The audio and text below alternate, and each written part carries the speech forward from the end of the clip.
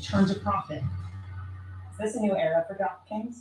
There's an inflection from when you're cash flow negative and you're operating off of equity raises from the past to when you're self-funded and you're cash flow positive and able to control your destiny a lot more. You've had your first quarters of profitability now. Does that take pressure off? Does it increase pressure? I think it increases pressure. I mean, once you start making profits, people expect you to make more, and all of a sudden you're valued on a multiple of those profits as opposed to the theoretical what could be. So very important, I think. When you're cash flow negative, you've sold a vision of what the company should be working on, and you're very focused on working on that and delivering against that.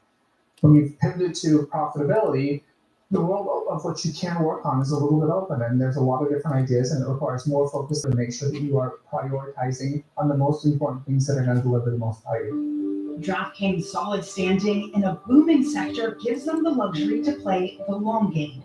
They're not under pressure to cut costs. When you have really strong revenue growth, you don't need that. If you look at where we are today and where we want to be and where we believe we will be, the vast majority of the incremental EBITDA is not coming from any cost reduction. It's coming from increased revenue. We don't feel like we need to cut costs because we're growing our revenue so much. We want to grow our revenue into our existing cost structure, and there's no need to reduce the cost as long as we're being efficient with what we allow our cost growth to look like.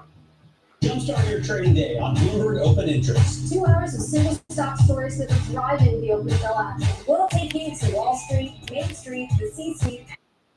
Companies that are growing their market. The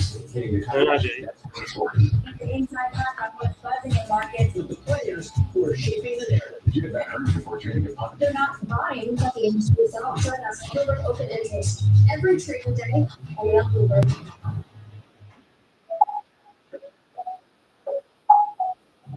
This business model work because it's not just space. It's never been done before. And will never be done again. When you step back and you look at something that's been told to institutions as being where it has been for 53 years without change. In 1993, I stepped back and said, okay, this is not right. Same old, Groundhog Day, everything's the same. Players are costing money. They're not getting any equity built in that. Once they don't play, that happens. I thought this is not right.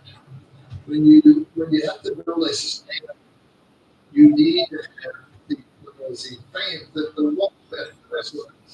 You need to give equity in the future. You need to give them a vision of where they need to go and how they're going to get there. In case you missed open interest. $11 years ago, I bought a Bitcoin on this stack. So I spent it, $800 on beer and groceries and gas.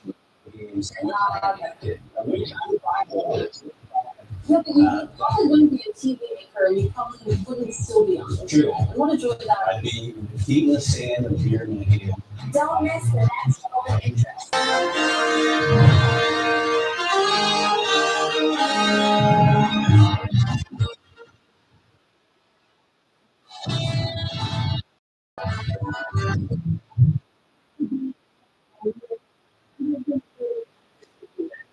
Policy change is out there for us to sort of take an extent. But do you think it's out there and it is positive in terms of where it's heading? We don't see inflation accelerating from here like other people. Inflation is going to be demand driven. I just don't see enough demand.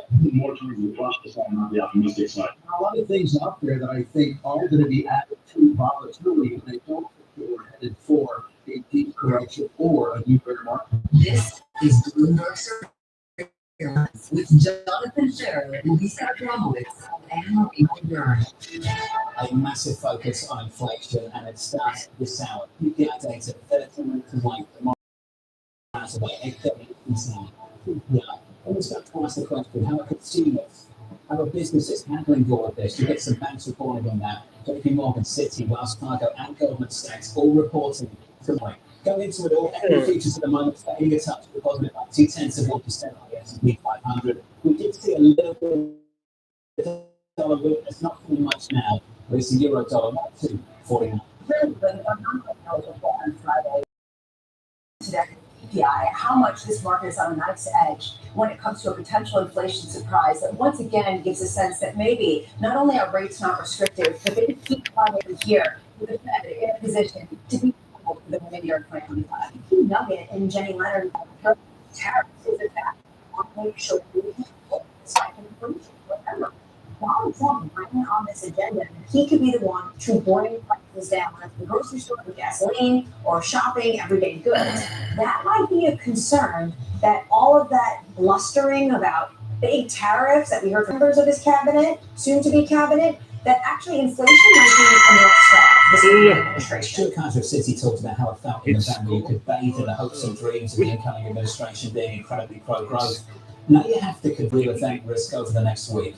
Inauguration on Monday, and then you start to think about policies, sequencing,